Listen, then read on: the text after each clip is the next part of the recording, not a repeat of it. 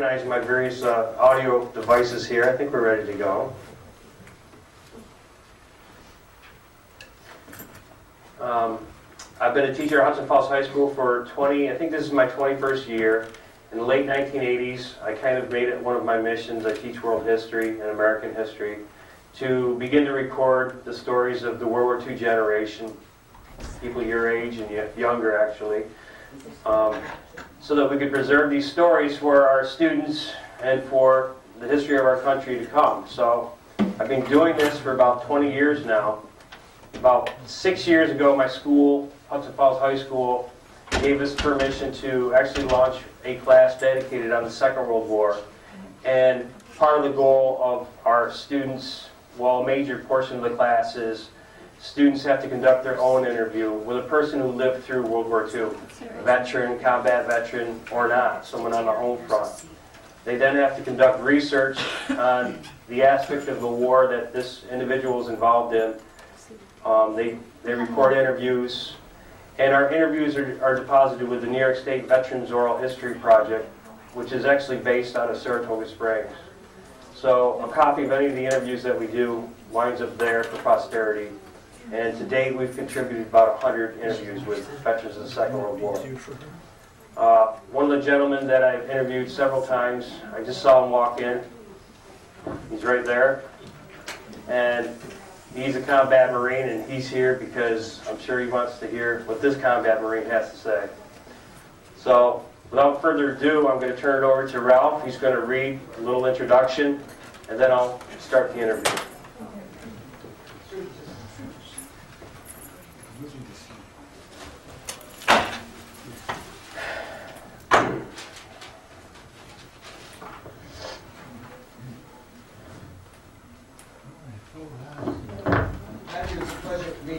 Thank you for inviting me here.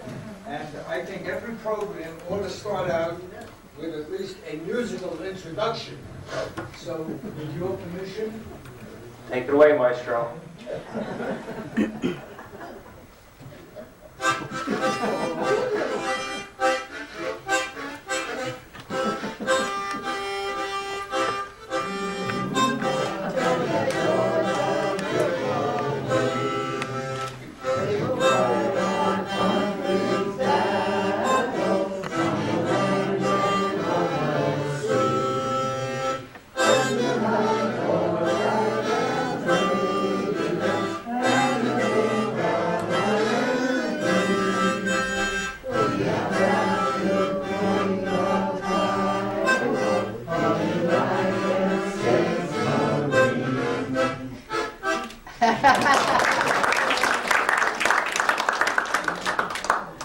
Semper Fi. Where's the music?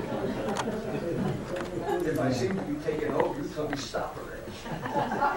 This is what, and you're an interviewer's dream, so just keep going. Who speaks? You. I speak. Well, first of all, I'd like to tell you all, in all honesty, I'm an imposter. I'm not who I really am supposed to be, who you think I am. And I wrote it all down for a newsletter in our reunion group. And I'm going to read it.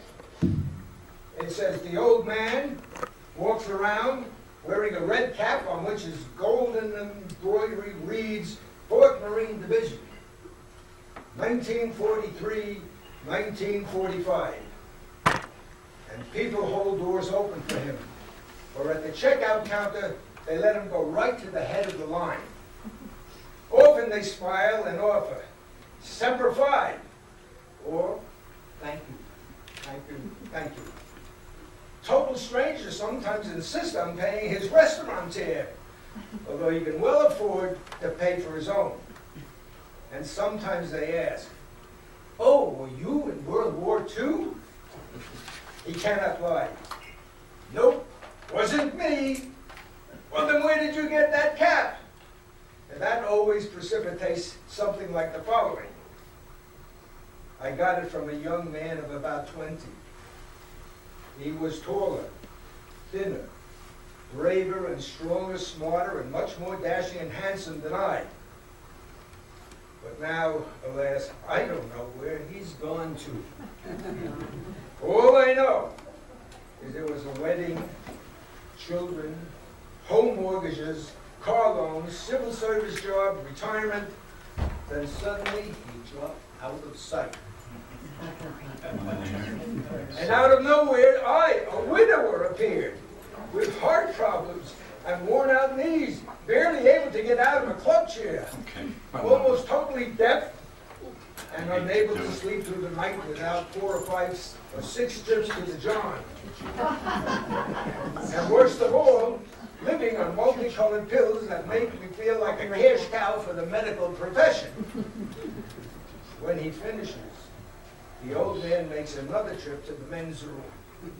He carefully washes his hands, adjusts his cap, and looks in the mirror, shakes his head, and snickers. You take this, sir. Imposter.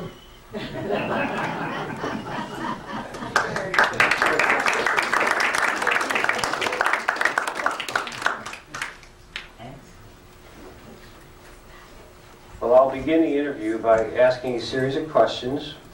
And I think the first one I'm interested in knowing is, when were you born? Where and when were you born?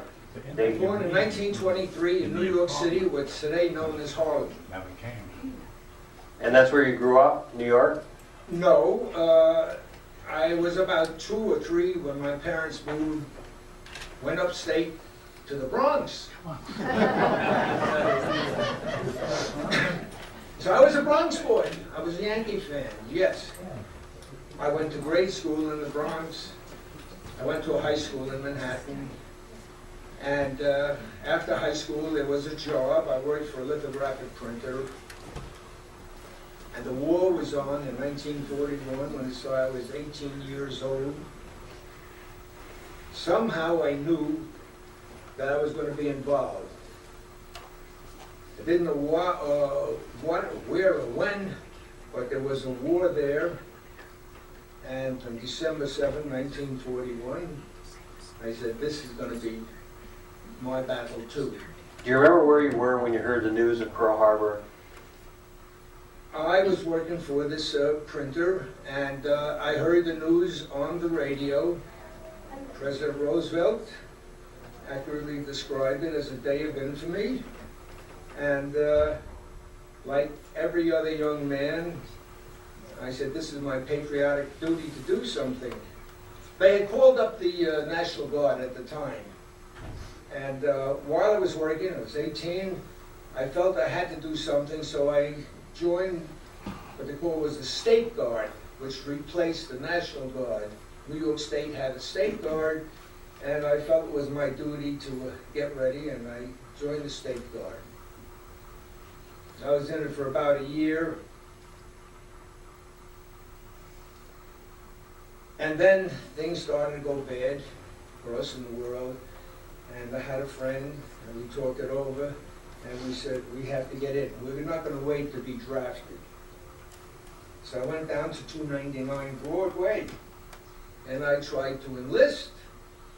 And the enlistment documents had a question on it which said, or asked, are you now a member of any military organization? I couldn't lie. I said, yes, I'm a member of the New York State Guard. Well, the recruiting officer saw that answer, and he says, we can't take you into the Marines. You have already got a contract with another military outfit.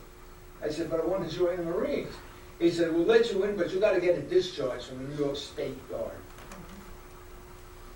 So I went back to the Guard, and I spoke to my captain, nice gentleman. I told him that I'm enlisting in the Marines and I need a discharge from the New York State Guard. We signed a regular enlistment document. There was legalistic or legal problems involved. And he shook his head. He says, no way. He said, we're not letting you out of here until you show us that you've been sworn in the U.S. Marine Corps. Catch-22. One's not going to swear me in until I get released from the other, and the other's not going to release me until I get sworn in by this guy. I waited about 2 or 3 weeks. It started all over again. I went down to 299 Broadway again. This was in December of 42. And I started all of it, and when I got to that question, I lied. I said, no, I'm not a member of any military organization. Bingo, that was it. I was in. But I want you to know, I got in a lot of trouble because of that. Yeah, I tell you what really happened to me. I really got frightened. It was D+4 on Iwo Jima. I had taken a machine gun squad ashore, and we were down to about 3 men. And what happened was, we were put in reserve until we get remand, until they build us up again. And during that short period in the rear outfit, until we got reconstituted, I got a letter from the New York State Guard, and they were threatening to court-martial me because I had been missing the drills. I hadn't been showing up for Friday night drills. Oh my God, it took a look at this. I thought I had real troubles up until then. It was pretty rough. And I took this postcard to my sergeant, and I said, Sergeant Bielski, he said, I'm sorry to tell you this, but I have to go home. I'm leaving today. Because they're going to court-martial me back in New York State. He looked at the card, and he looked at me. He said, get back to your foxhole. So, they didn't come after me. But yes, I enlisted, and I was in the Marine Corps just a month short of 1 year. So you went in 1942, I 3? was sworn in 1942, early 42. And I went to boot camp, Paris Island. There's a few guys out here, I think I've heard that name before. Paris Island. That's where they take you and a little nothing, a little worm, and they turn that worm into brave heroes. That's what they did. It was I think it was a 6-week program. Normally it was an 8-week program, but I think in that time they managed to turn us into men in 6 weeks. So after boot camp, where did you go? Ship out? I went with the bulk of us, which went up to Camp Lejeune. And in Camp Lejeune, they were beginning to form a new Marine division. It was the 4th Marine Division. So at the start, I was in at the start of the commissioning of the 4th Marine Division. I went to G Company, then I went to F Company, where I spent the rest of my time. And we went through rather extensive training. We did amphibious landings, we practiced amphibious landings. And even though we were in, at that time in North Carolina, it was in January, the weather was brutal. And it was some rough training. We had to take some very heavy clothing, and we practiced in these landing craft vehicles. We did a series of them, and then they decided for some reason that we had enough of that. They're going to send us to sunny California. And that's what happened. They loaded up the 4th Marine Division, put them on a train, and shipped them out to Camp Pendleton, California, about 40 miles north of San Diego. Any of you Marines out there find I'm making mistakes, you're welcome to jump in and correct me. But it was just north of San Diego. We started more training on the beaches of California, and it was very thorough. And by the time we shipped out, I believe we were probably the best trained division the Marine Corps had for going into combat. So you spent a lot of time training. We had very good training, yeah. We trained in amphibious landings primarily, of course. But there's a lot of others. They teach you the technologies of firepower, small arms, weapons, machine guns, mortars, BARs, and whatever the armaments were of the day. We all had a specialty, but that didn't eliminate you having to learn other guys' specialties, because in combat things happen. You may find yourself in a machine gun squad today, maybe in a mortar platoon the next day, if that's where they need you. We're very well trained. In January '44, they finally shipped us out to our first mission. It was the first time a combat division left the United States and went right into combat before disembarking on the islands. Our home base for the next 2 years would end up being Maui in Hawaii. Lovely island. I recommend everybody visit it if you haven't been there. Because in those days, we were not in the mood to appreciate it. Yes. We just stopped in, we didn't disembark, but we stopped in Hawaii, take on some supplies, and we traveled, I guess it must have been about 4,000 or 5,000 miles across the Pacific to our first operation, which was in the Marshall Islands.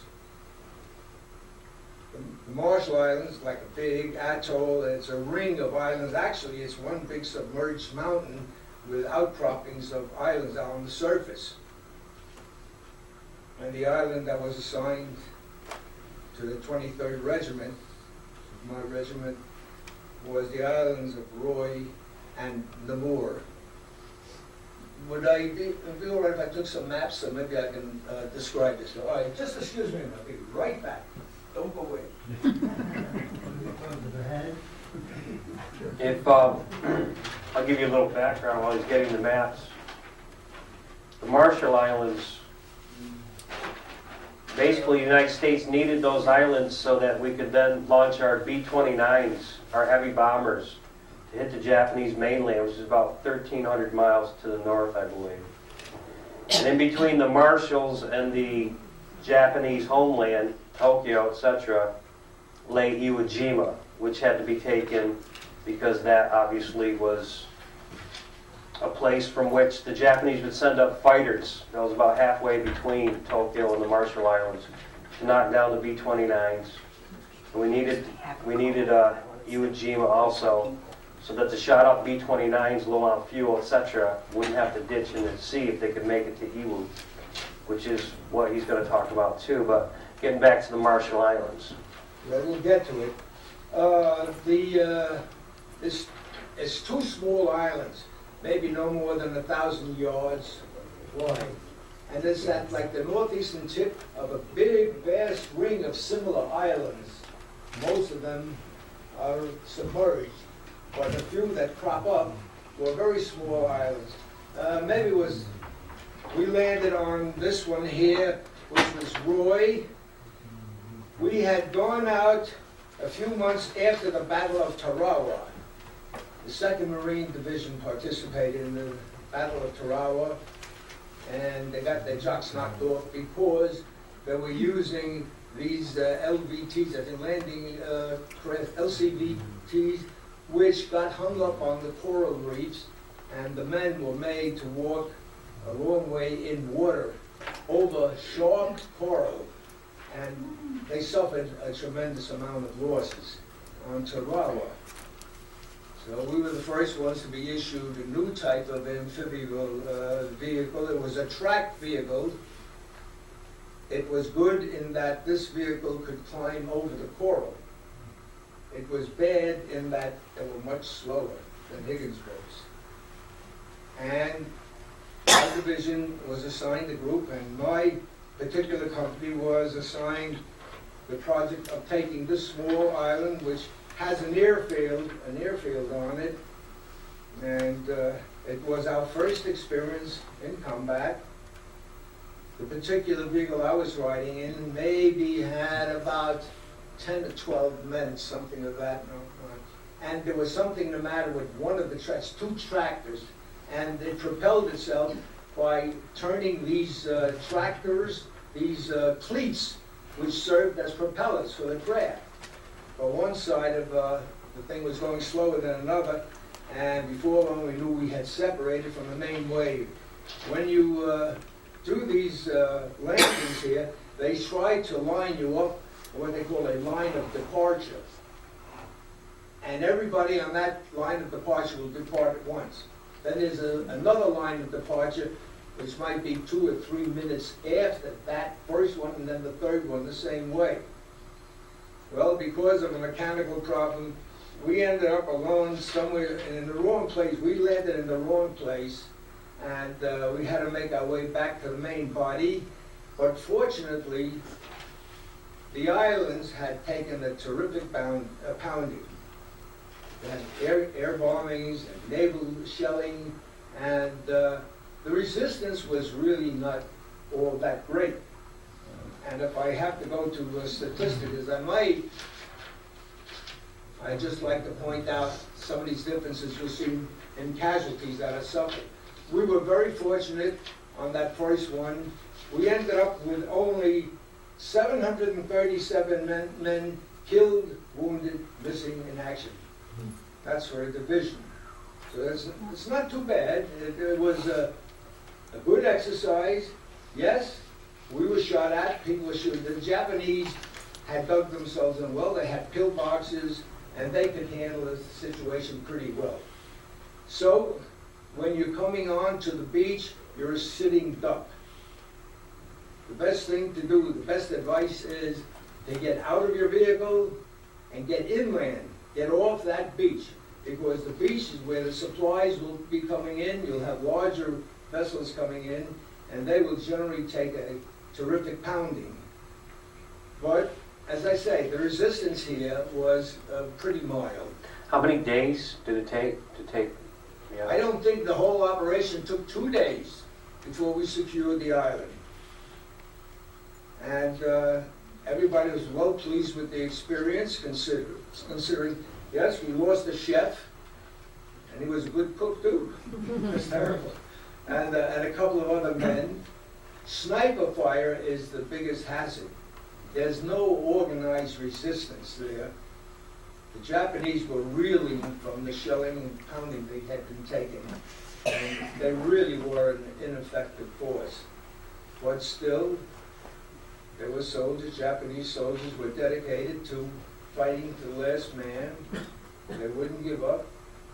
And we took some casualties, but not terrible.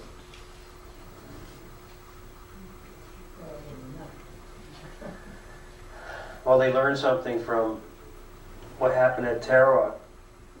Yes. I think 1,000 Marines died over the course of 3 days, and again, it was the first Yeah. with the coral and such. The technology changed a little bit, so a few months later when you went, Yeah, we were not using those Higgins boats. We were Right. using these tracked vehicles. They were slower, but they didn't leave you in water. The bad thing about these vehicles that we're operating in now was to disembark, you had to climb over the side of the vehicle. It was a pretty tricky operation if you were in water. A lot of men had their weapons soaked when they went over the side. And the tractor drivers, or another unit, they don't like hanging around.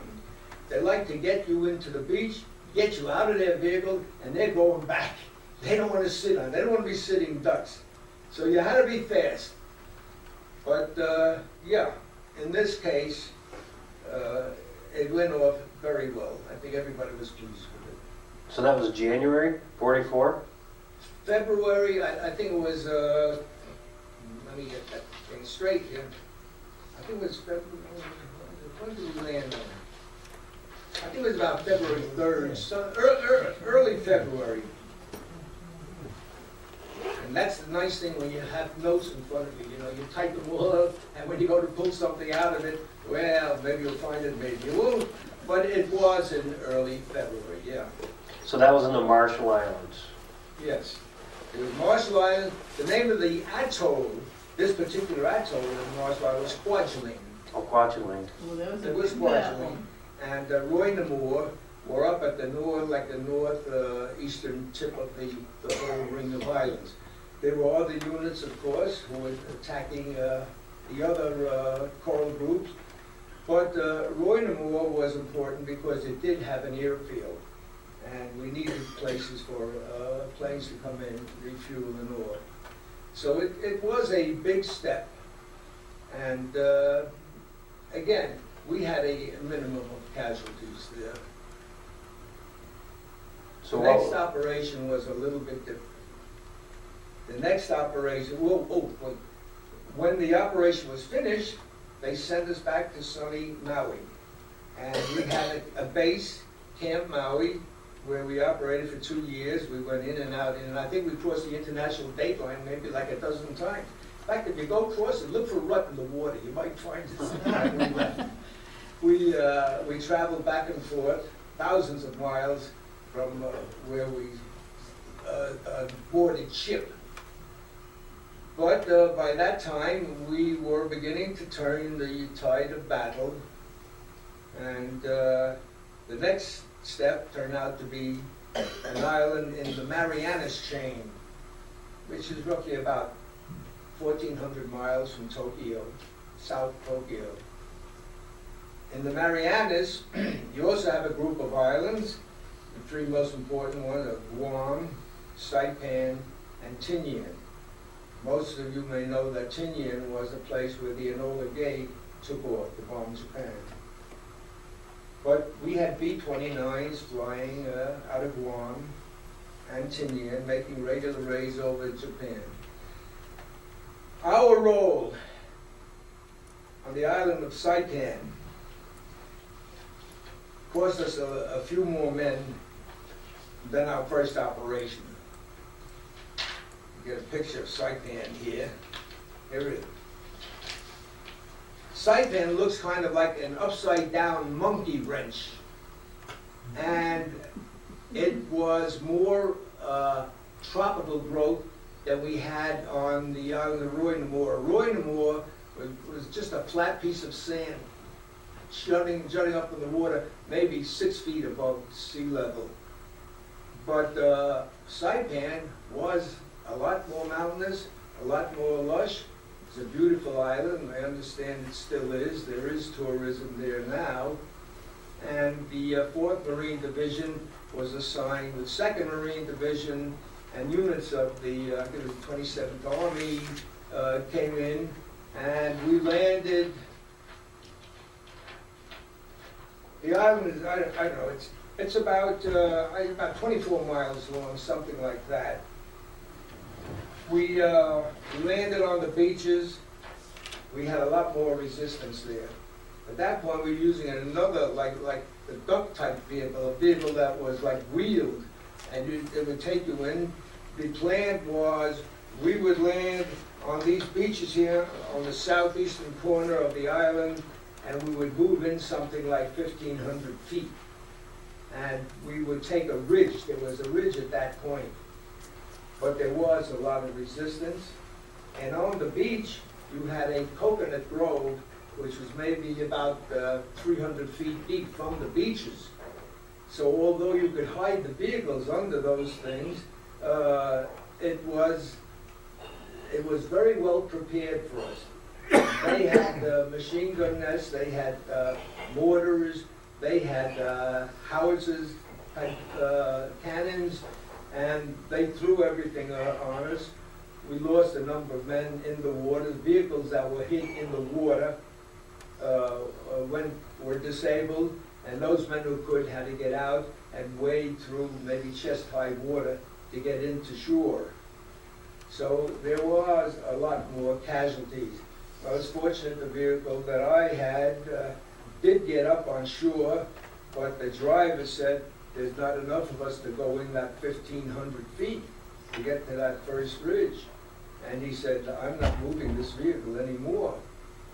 I think it was a wise decision when we reflect, because when you finish that 300 yards or so, you had an expanse of wide open country where there was very little growth. There was shrub. And what happened is you would have to traverse that open country to get up to that ridge, and you were sitting duck. In fact, the 2nd Marine Division on our left flank general says, I'm not letting my vehicles do it. He saw that right off the bat. He wouldn't do it. And I think there was a change in the plan that took place. Once we hit the beach, they consulted and they said, forget it, these guys are not going to go in over that open terrain. Because we had taken a bit of beating, and we dug in the first night. There were counterattacks here and there. Again, U.S. naval shelling is a very powerful weapon. the people, the Japanese soldiers, and also it had a large civilian population on Saipan. They were groggy. When the shelling got finished, they really didn't know what to do. There was a sugarcane factory up here in Sharon-Kanoa, and they were very good farmers. They were Comoros. The native population was not Japanese, it was Comoro, but Japanese held the island for many years, and they had brainwashed all the civilians into thinking that if they ever became captured by the American soldiers, they would suffer greatly. They'll rape the women, they'll torture men, they'll do this, that, and the other thing. And in those days, you didn't have the internet where you could get outside and see what's going on outside in the world other than where you are.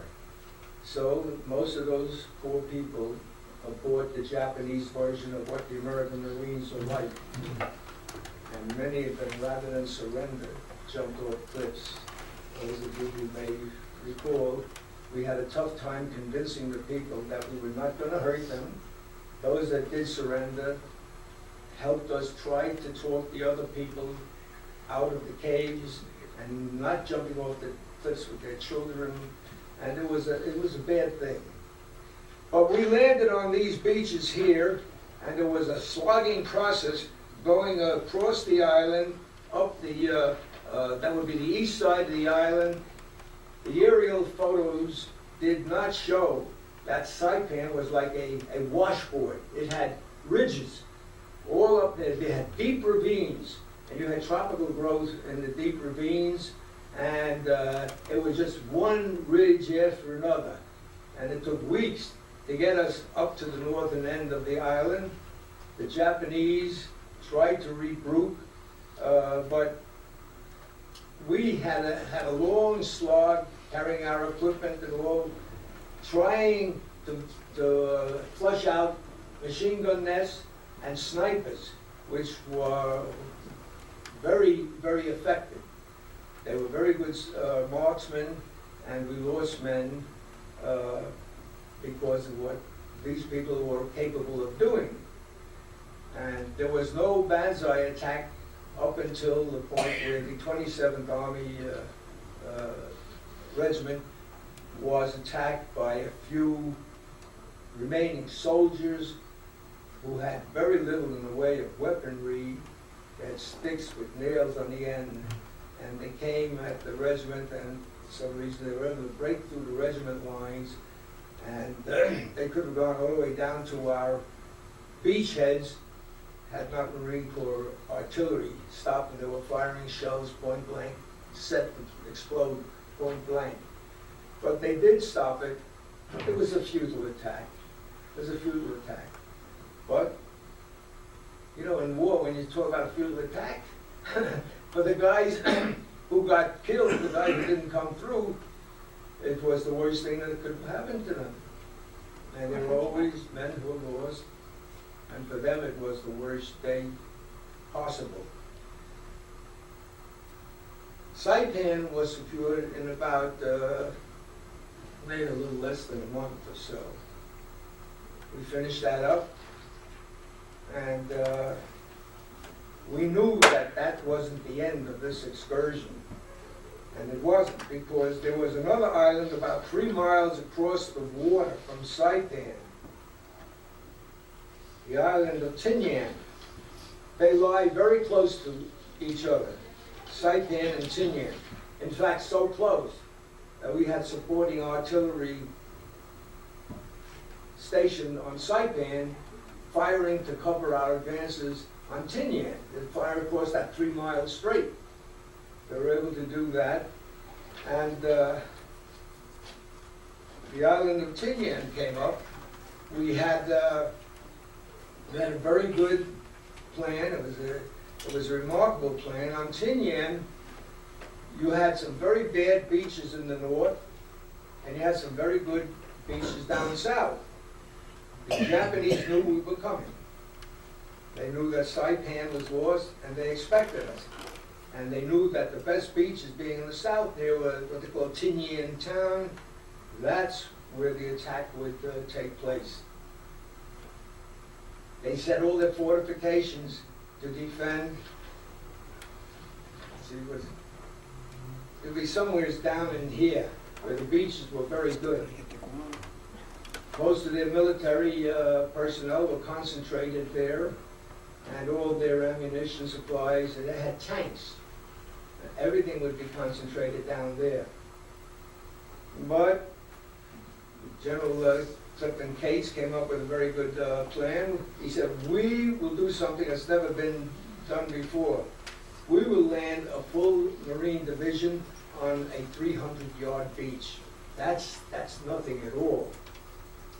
So the idea was, these beaches up here where we did land were pretty rocky. They were not as, as smooth had they been in, on the lower end of the island.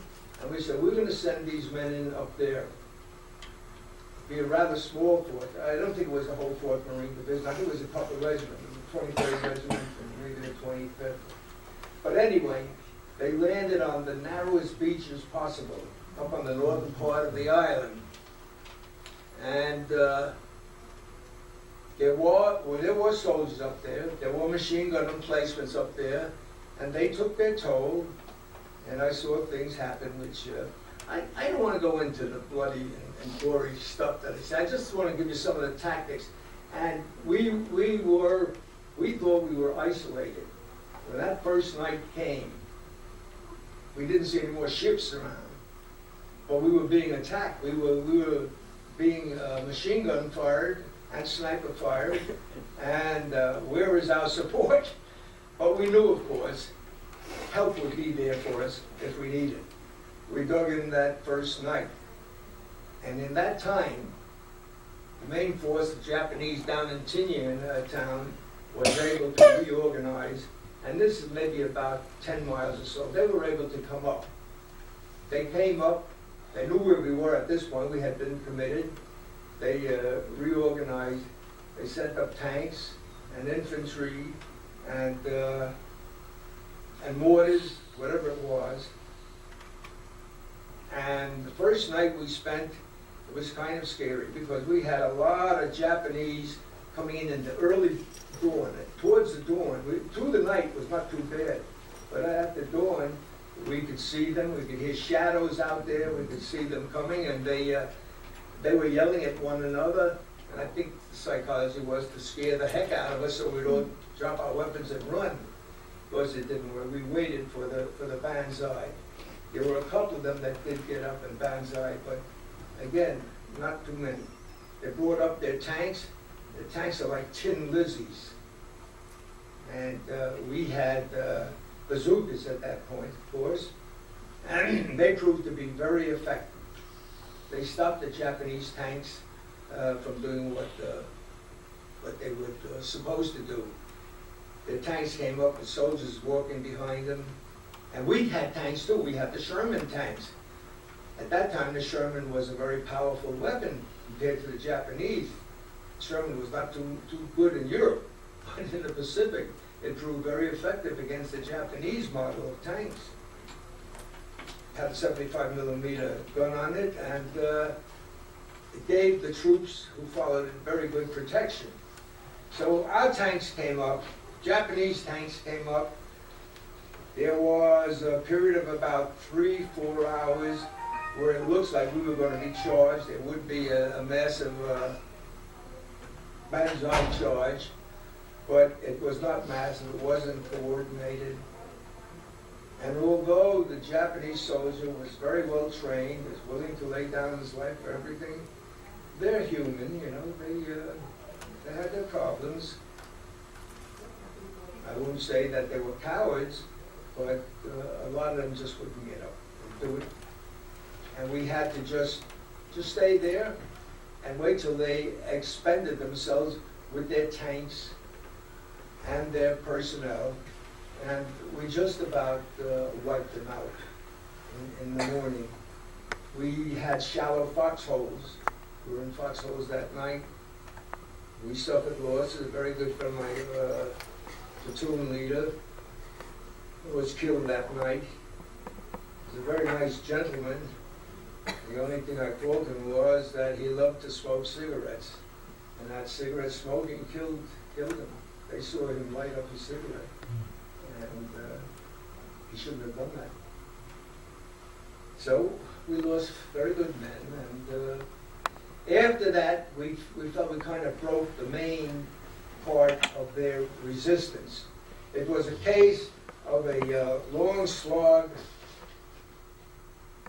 Continue. We had a long slog down the island, which was less lush, less hilly than Saipan, but still, it's a long trek. And every once in a while, you would run into a machine gun nest, and he would take us home. And it took about maybe 2 or 3 weeks to say that the island was secure.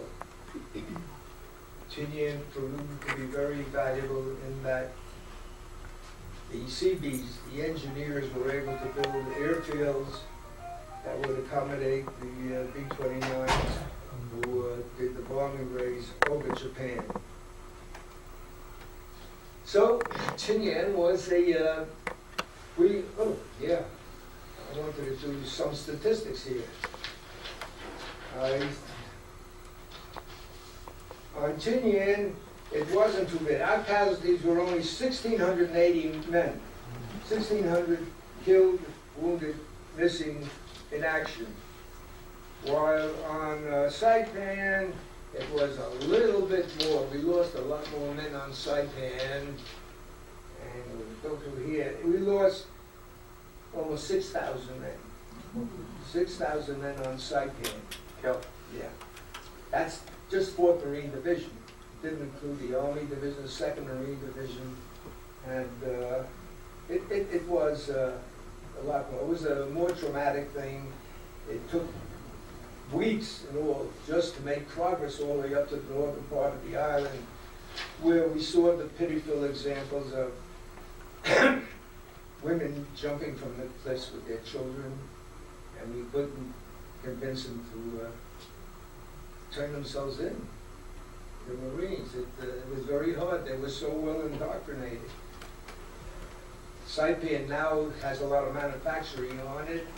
They do clothing. There's a lot of clothing factories on there. And it is a very lush and beautiful island to visit. I've never visited it except that one time. But Saipan was a respectable place. The Japanese had over 20,000 killed, I think. Yeah. It was close to 20,000 if it wasn't more. Well, they held it for a long time. They were on it wasn't native Japanese property, but they took it and they turned it into a military fortress, and it was effective.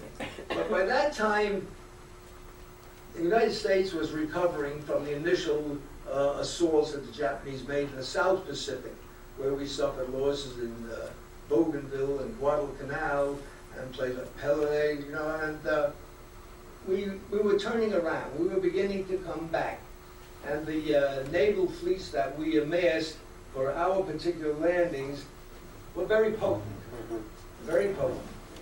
And sometimes it was really pitiful. The Japanese would send airplanes over to bomb us.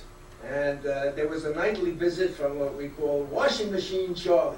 Washing Machine Charlie was a Japanese bomber. And he would fly over us, and he sounded like a tin can. It was horrible. But these were night flights. I don't think they knew where they were dropping bombs or where the heck they were going. All I know is that the fleets that we had assembled, that was just around the time of the Coral Sea battle, when the Japanese Navy set out to knock our Navy out. It was impossible. They couldn't touch our Navy. We could fire over the horizon and hit their ships. They couldn't even get in close. But Washing Machine Charlie made everybody a little bit nervous. And he would come over on his nightly flights, and all the ships who had anti-aircraft gun, it was kind of beautiful to watch. They would fire these tracer shells up at Washing Machine Charlie, and up on the island, we could see from the heights, we could see this wonderful, it was like fireworks. It was wonderful tracer shells coming up the air, all converging on washing machine Charlie. As far as I know, they never hit him. Who knows? Chased them away. So, after Tinian, back to Maui? After Tinian, back to Maui, right. And we began training for the next operation, which was going to put us some 700 miles from Tokyo. A small island shaped like a lamb chop. It was called Iwo Jima. It's not the official name of the island. Japanese have another name for it. We call it Iwo Jima. And Iwo Jima was a Japanese possession before the war. And when the war started, they knew that that island had to be fortified. They spent years and years building emplacements in the island. It's a rather funny shaped thing. This is a volcanic island, by the way. If you wanted hot food, it was very simple. You took your can of rations, you dug down 2 feet. The heat coming out of the ground was enough to heat whatever you had, and you had hot, it could be hot cheese or soup or whatever. And it was very quickly. You couldn't dig deep foxholes because it would be too hot to stay in there.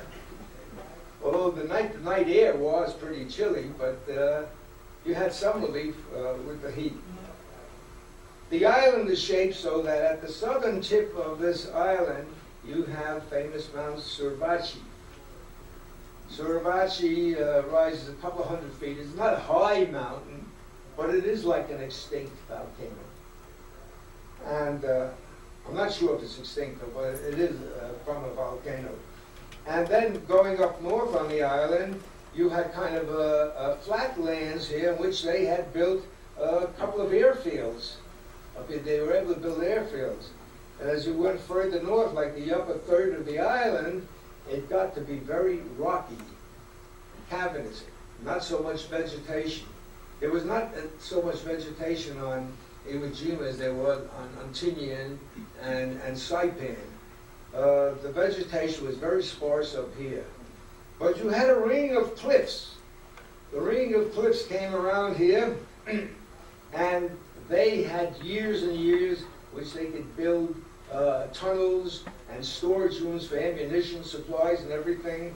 And they were able to look down right at the landing beaches down here were right below their line of sight. They could see you got up and started moving. They knew exactly where you were, how to do it.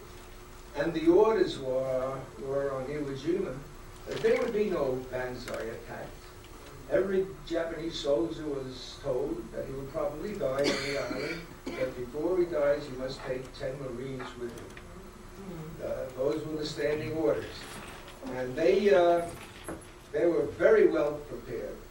There were a lot of tunnels around here, and even up in this part here, it was very craggy. You had to be very careful because in one instant, you could be walking between 2 clumps of like rocks and all, and you would be exposed. The next thing, you could jump behind a rock and get some safety from it, from fire. The 4th Marine Division was assigned these beaches which just below the airfield.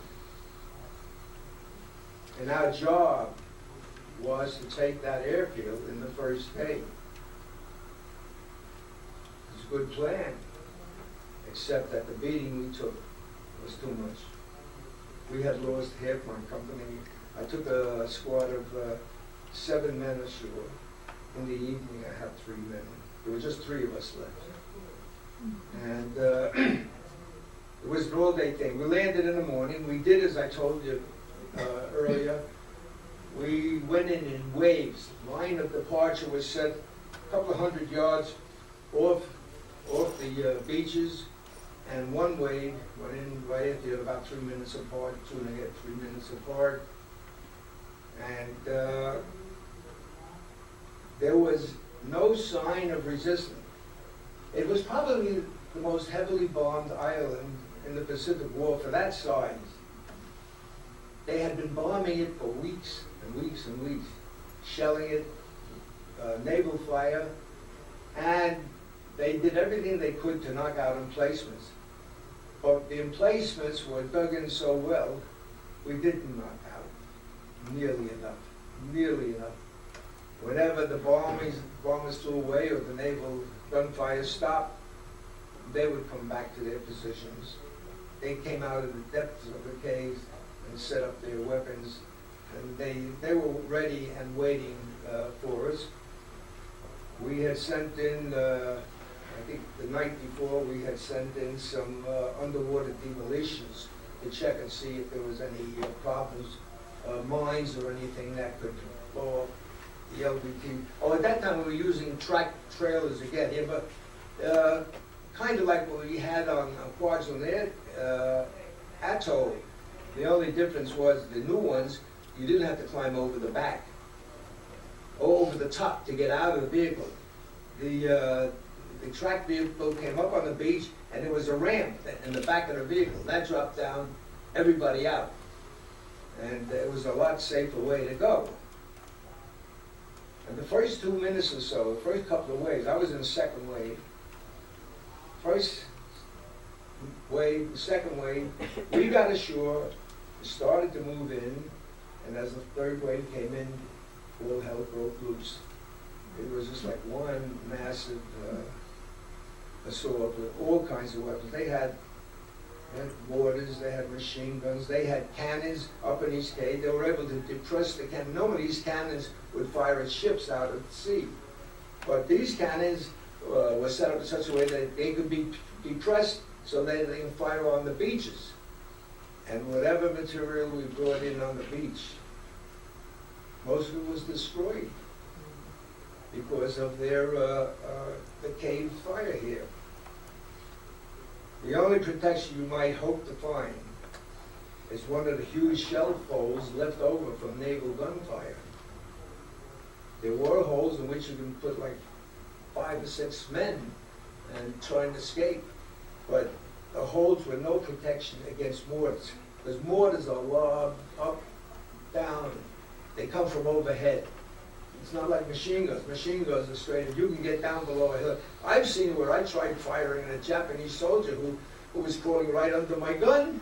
This is on Saipan. And then why did I hit this guy? Because I couldn't depress my machine gun enough, and he was able to get right. I don't know what happened to him. I hope he's had a happy life. I couldn't get him. But on Evo, they had a new weapon too. They had a rocket. Rockets were just coming into warfare, and they had a rocket. I think it must have had 40 tons of explosives that they would load on this thing. And when they launched that rocket, it was maybe capable of only maybe a mile, 2 miles, whatever. But when they launched it, everybody ran, even the Japanese, because you didn't know where that rocket was going to come down. And all you knew is it took off in the air. It could have gone this way, that way, or this way, or whatever way you wanted. It was an unknown. But when it landed, if you were in, I'd say, 200 feet, the ground shook under you. You thought you were in an earthquake. It actually pushed that ground around you. The whole ground vibrated. And it was scary. It was pretty demoralizing. And it made a screeching noise, that's right. I don't know whether that was designed to do that or not, but the rockets came in with a terrible, terrible screeching noise, and it scared the hell out of everybody. All right, the 4th Marine Division tried to make it to the airfield the first day. We were not able to. It was just, if you tried walking, you had sort of a load on you, you would sink into the sand. It was volcanic sand, and it was very soft. It was not like some of the beaches you might find in Florida where you can walk on, you can run a car on the beach with no problem. These beaches made it very difficult to track vehicles, any type of vehicle to go. If you had a Jeep and you started driving up the beach, your wheels would dig into the sand. You would be stuck in the sand. You just couldn't move. And we had our own equipment. machine gun squad, with ammunition and all, and it was tough just walking on the beach. Right. You took one step, you went down, like, I would say knee deep, maybe up here, and you could not run. You really couldn't run. Just look familiar. That's some of the Oh, I sand. recognize, I think I tried on it about 65 years ago. Is that what it was on? Well, that's nice to see. It's black volcanic ash. Matt will let everybody take a look at it. Sure. Yeah, that's from Iwo Jima. Yeah. Yeah, I have some too. Sentimental for. Yeah, it was tough.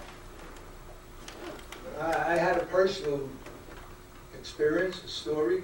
Maybe I should relate it now. You know, I think one of the things that we're not doing well, we're talking too much about tactics. You were talking about what I saw, what I experienced, I think. So I'll give you a personal story. I started, we went on LSTs. We started out for Iwo Jima, and we had to stop in Pearl Harbor to have supplies, manpower taken on, and we were going to spend about 3 days. And this was going to be, Iwo Jima was February 19th. And we were in Pearl Harbor, and we had an accident loading ships. We had explosions, and we lost a couple of LSTs, a lot of men in the water. It was a nasty, nasty experience. And for a while, we thought they were going to fall off. We didn't know we were going to Iwo Jima, by the way, and not until we set sail. And then they brought out the maps. They don't tell the troops where they're going until you're at sea. So the troops can't spill the beans to somebody else. It was a security thing. We went in LSTs. They managed to resupply us. We went to Iwo Jima, and I had some new men in my squad. One of them was a guy about maybe 3-4 years older than me, Tom Clappert. He was a Pennsylvania boy who worked in the steel mill and had a very important job. He was a married man, he had one child. He had a very important job. He was what they call a gauger. He was the one who checked the steel coming out that was going to be used for ships and tanks or whatever. It was an important job that the gauger has to know what he's doing. It's a lot more to the job than just what I'm telling you here. But anyway, Tom did not want to miss this war. He felt he had to get into the war. And his boss said, I refuse to let you go. I got an exemption for you, and you cannot leave your post. Could have been fine.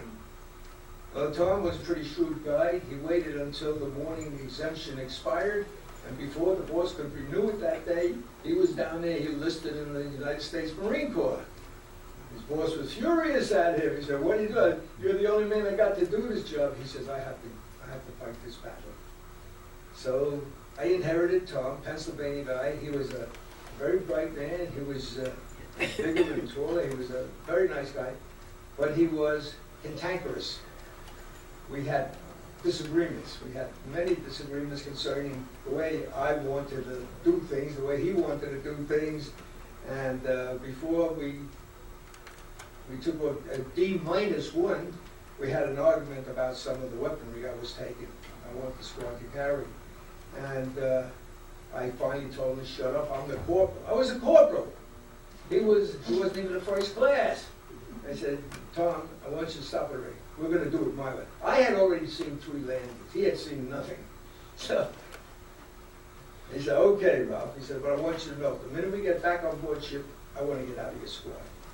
I'm leaving your squad. I said, don't worry, Tom. I'm going to help you get out of it. I don't want you in my squad. That's the way we started. I already had a fight on my hand before I even left the ship to go to Iwo Jima. Tom and I had a nasty argument, and the next day we went into Iwo Jima. I told you, a lot of bad things happened that day. And I was left with Tom, the boys from California, Kaiser, and with me. And we got to stay where you are, dig in for the night. We have to wait till we get reinforcements. And that's what we did. When dusk came, of course the Japanese couldn't see us that well, they stopped firing. The firing died down quite a bit. And I said, we're going to dig in here tonight, and machine gun and all that. Then I looked at Tom, I saw him very up close for the first time that day. He's got a big patch on his, I think it was his right cheek. I said, what happened to you, Tom? He says, nothing. I said, I want to see what's under the patch. I don't know if you should be here. Well, I made him take off the patch, and I could see a piece of shrapnel. I think it went through, I couldn't tell it clearly. It was dusk and all. He took it off, and I could see a pretty good gouge out of his cheek. And I said, okay, Tom, you're out of it. That's the end. You go back to the first aid. You've had it. She's not going. And we had an argument again. I said, yesterday you wanted out of my squad. Now I'm telling you to go back. I don't need another wounded man on my hand. I'll wait till I get relief in the morning. And he says to me, I'm not leaving you with 2 men. What do you say to that? He's not leaving me with 2 men. And I was getting ready when I was about 20, 21. I didn't know how to take it. I didn't want to thank him. I needed him. I really needed the manpower. And he says, I'm not leaving you. I was like kind of flabbergasted. Okay, we'll make a long story. Tom stayed with me for the rest of the war. It came the end of the battle of Iwo Jima.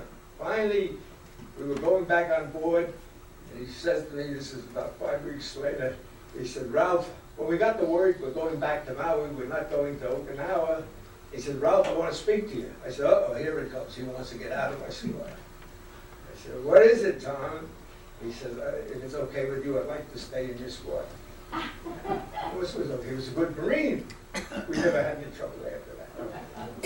So personal relationships are important. Yes, stick to your guns. There were a lot of other things that happened, very sentimental things that I found about war. The closeness of the relationship of the men that still exists. We have a reunion group. We started our reunion company of reunions back in 1984. My old machine gun platoon squad leader, he had retired work, and he hadn't seen me for like 40 years. He called me up. I don't know what I was doing. He managed to find my brother's name in the telephone book. My brother put it on to me, and we decided to have reunions. We became a very close-knit family. We met people from all over the country. Our unit was not from a particular area of the country. It was mostly Southerners, but they came from Minnesota, they came from California, they came from all over the United States. And we stay in touch constantly. We had reunions. I've been to every reunion except 2 years with my wife. She couldn't do the trip down. We met in Myrtle Beach, South Carolina. And it was a very sad time when I said, I can't make the reunion this year. It's just impossible. But we still stay in touch. We have email. Thank God for email. And we shared so much in World War III. My closest friend was a North Carolina potato dirt farmer. Didn't even graduate high school. He had machine gun squad too. We were very close to each other. When I heard he was killed in Hiroshima, I sat down and started to cry because I knew John very close. He had a wife, he had 2 children, and what happened was, it was a mistake. John was wounded, he did not die, and he's still alive. John is still alive. His wife, Marge, is a wonderful gal. They're farmers, but we've been to their house. They come up north, visit us, and the relationships that were developed, of course, would not have existed unless World War II. Now, that's like saying it was a good thing. I'm not saying that. I'm just saying there are some aspects which are not so bad. On Iwo Jima, they packed us up after 5 weeks, and they said, okay, guys, we're not going on to another island. We're going back to Maui. Everybody started cheering. We did not expect that. We thought we had seen the last, and because now we're only like 700 miles away from Tokyo. We knew that was next. We went back, and we started training for my 5th landing. I always had a feeling my 5th landing would be an unlucky number.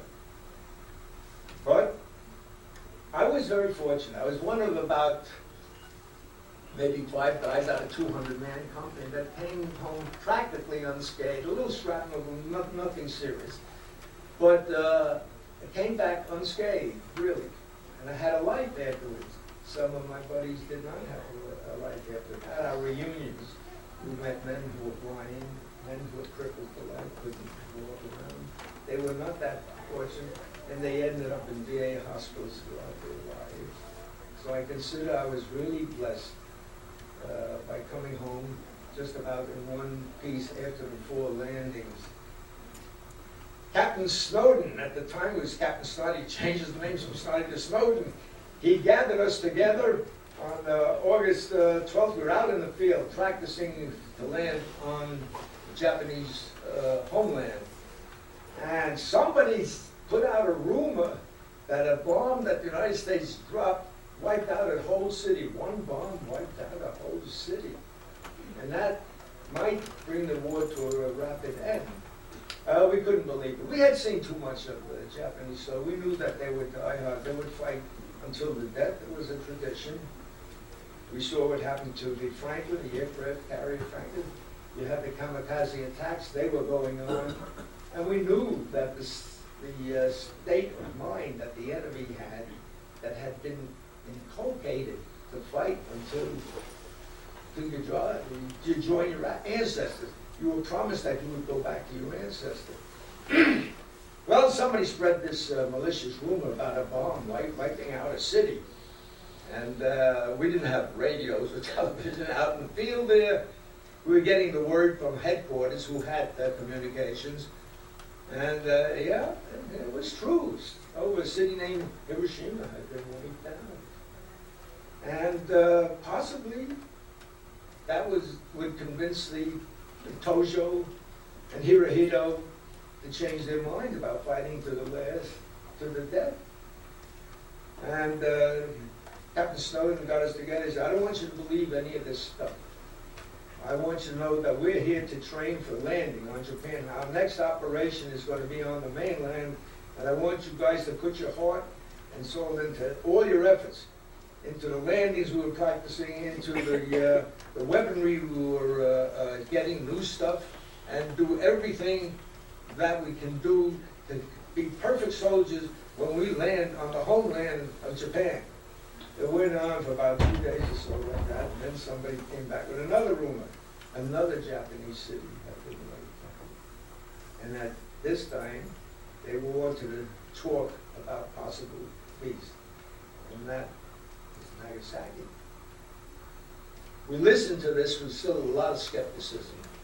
A lot of the guys felt they ain't going to quit. They ain't never going to quit. Something like we have today. We have people who are not going to quit for anything. Anyway, Snowden got us together again and said, look, man, I want you to know, there is a rumor that the Japanese are trying to talk to our diplomat, MacArthur, and do something about a peace. And he kind of backed off this gung-ho stuff and all. He said, we don't know. We have to wait and see what happens. And of course, all of in this room know what happened. There was the Missouri signing a peace treaty, and first thing you know, we were talking about going home. There was no number 5. There was no number 5 for me. And I felt really a great thrill of relief. And things that happened to me personally during the war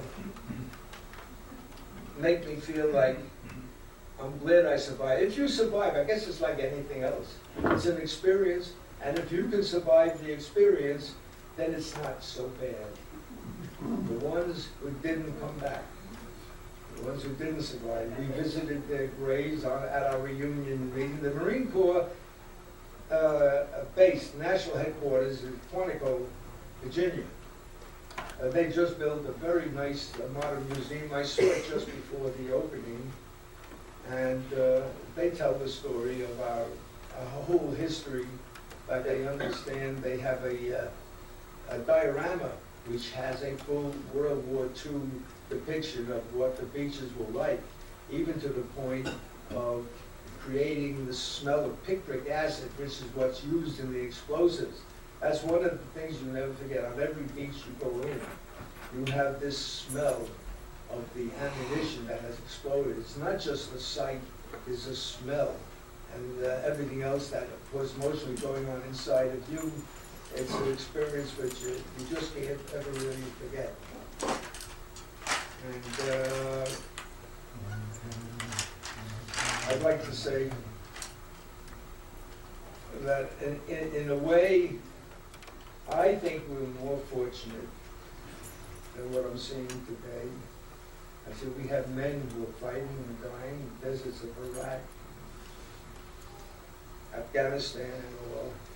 And it's, to me, in a way, I think they're more vicious than the enemy we face. The enemy we faced wore a uniform. He had a chain of command. He could speak to his boss. And his boss spoke for him. And if his boss said peace, it was peace. If the boss says fight to your death, that's what you did. I feel sorry, today we don't seem to have that. And I talk too much.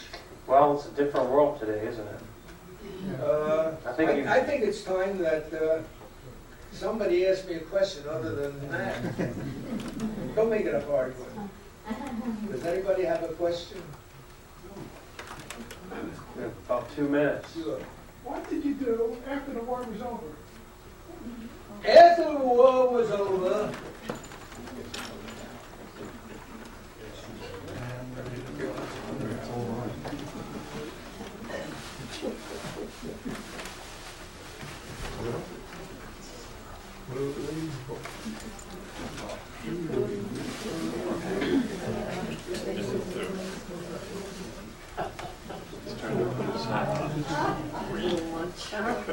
any of you Chinese out there know what I'm wearing? I switched hats. I took this hat off.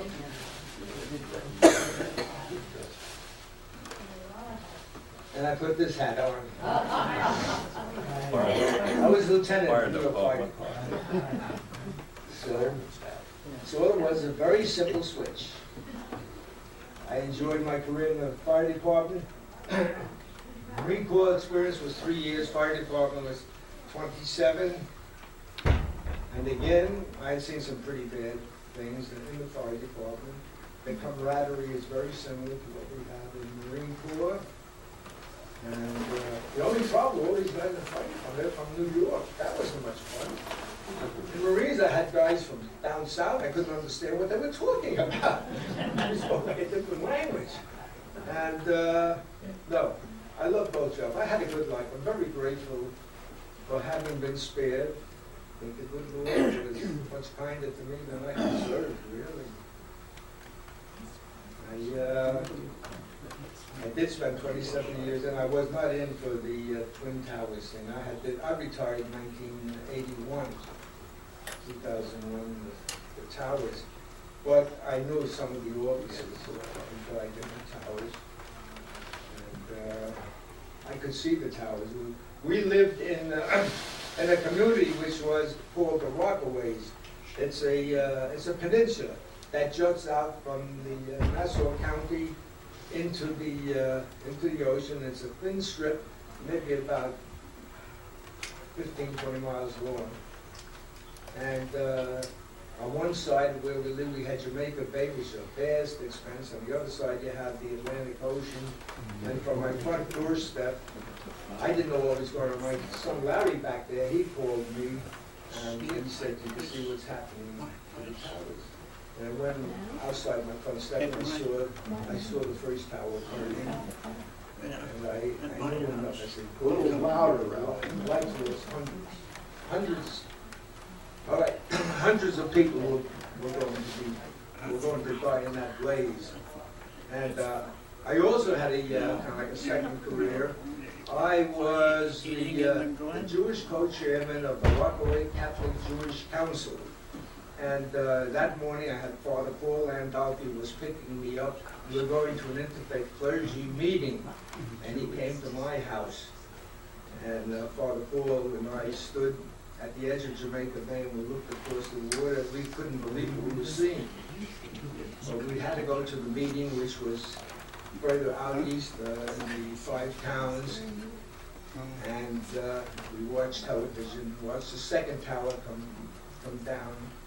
And when we were riding home, I rode along Jamaica Bay, and I looked across where 2 beautiful towers had stood.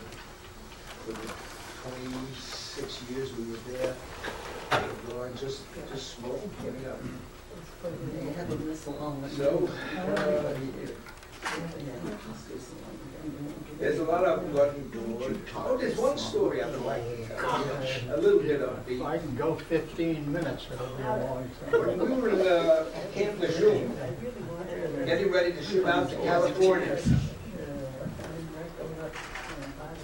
I knew I was going to see my parents the last time I was not married, and I told my parents that we were going to be leaving, and we were granted a 3-day furlough. But to get from Camp Lejeune up to Brooklyn, my folks were living in Brooklyn, it meant taking a bus to Rocky Mount and then getting a train to go the rest of the way.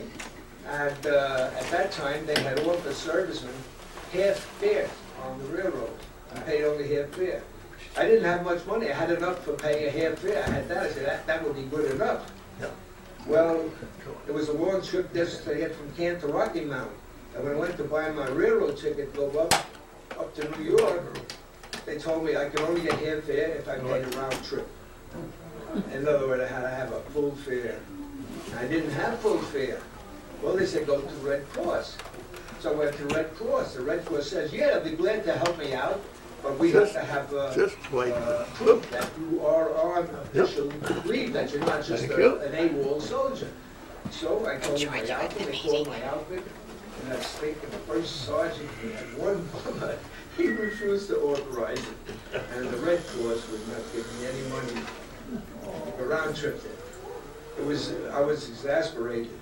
But I did find one of these telephone booths with all glass, standalone telephone, all glass. And I got in and I called my father up in New York to tell him how sorry I am not going to be coming home on furlough. I don't have the money. There's no way. Red Cross is not going to help me out, blah, blah, blah. Now, while I'm talking to my father on the phone, there's a Marine outside. I don't know who this guy is. And he's shaking the boot. He wants to get in. He wants to get to the telephone. And I'm talking to my father, and he wants to break the door down to get in. He wants to get to the phone. So I'm keeping him out with one eye. And finally I said, I'll write you a letter, Pop. That's all. I hung up the phone. And then I opened it and said, what the hell's the matter? I'm just saying goodbye to my father. I can't even get to see my family before I go. He says, get him back on the phone. You got the money. I'm giving you the money. He overheard what was going on. It was remarkable. He gave me the money. I took his name and address. My father paid him back. It was only a big $10 bill, but $10 was a lot in 1942. Yeah. Anyway, my father sent a package of cigarettes. It was hard to get. And he did ask me one favor. He said, what I did for you, somebody else did for me. He says, you now owe this favor to somebody else. If they do it to you, you've got to do the same thing for them. And that's all he said. So you think that you're rough and tumble men? They're good guys. Good guys. People are good guys. And I don't know if you want to do any more. It's a life lesson. Speaking of good guys, what do you say?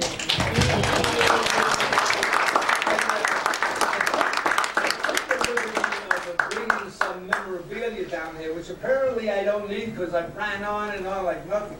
But behind me is a picture. I think you've all seen it. It's the flag raising on Iwo Jima. Well, the artist who did the picture started doing that picture in the middle of the battle of Iwo Jima. We were in a lull. It was a lull. And we got our first mail. Included was a small edition of Time magazine, which was printed just for overseas servicemen. And it was just a black and white thing.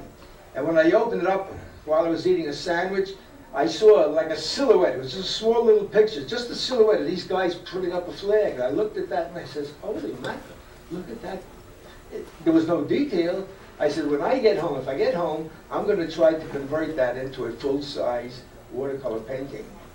So, whenever I could, I had letterhead, I started drawing that thing. In the middle, I put it away when we had to go up again, we had to do whatever else we had. I started working on it. When I got back to Camp Maui, I took that drawing that I had on a piece of letterhead, and I went and I bought a piece of paper, watercolor paper. I bought watercolor paints. It wasn't a choice of, it was very poor grade artist materials, and I started doing that picture there. I worked on it, I can't say day or night. I worked on it whenever I had time, painting that picture. It's a watercolor. And because of training exercises and everything, I could work only at night under an incandescent bulb. So the colors that I put on at night didn't look well in the daytime. And as I looked at it, and as it took time, I could see other people were coming out with pen. The picture suddenly started catching on. Suddenly I realized this guy, God, there were professional renditions they were using for war bond posters and whatnot. And I said, well, who needs my picture? So I was almost going to throw it away because I developed rips along the edge, and I said, who wants my picture? I'm not going to finish it. In the end, I just trimmed away the edges. I threw it into portfolio. It stayed there for about 62 years. And then the picture came along, Clint Eastwood's Flags of Our Father. Yeah. And my son Larry over here told me there was some talk about it. He asked me to take digital pictures of this old relic. So I said, yeah, go ahead, take them. So he took the pictures, it made a bit of a stir, and my other son, Stuart, decided, well, we're not going to let it stay in the portfolio. And he built a frame, and the picture now resides in a frame as a family relic. It's not a great piece of art. It's unfinished, it's unsigned, but still, it's a remembrance from Evo. So that's the picture. A very special thanks also to Matt Roselle. Thanks, Ralph. Helped set up this series, and Ralph, we can't thank you enough. Everybody, you're invited on January 28th to come back when Tom Jones will be interviewed again by Matt Roselle, and he will talk about the battles on Guadalcanal and Hello. Hallelujah. You got us reversed. I said January 28th. I should have been here. That's my birthday. You'll be back, probably. And a very big thank you also to all of you who are being interviewed individually by Matt's students. Mr. Roselle's students have been interviewing many of you, and I thank you all. We thank you all so much for being willing to be interviewed, and also all of you for coming today. Thank you. Thank you.